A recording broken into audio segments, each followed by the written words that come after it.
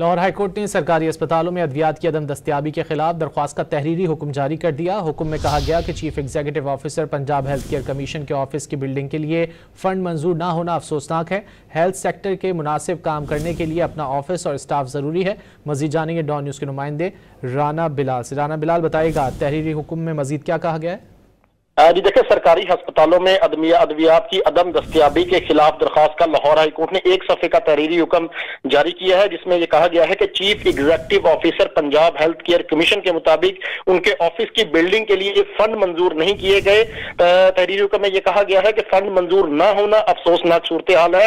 Health sector को मुनासिब काम करने के लिए उनका अपना ऑफिस और स्टाफ होना जरूरी है।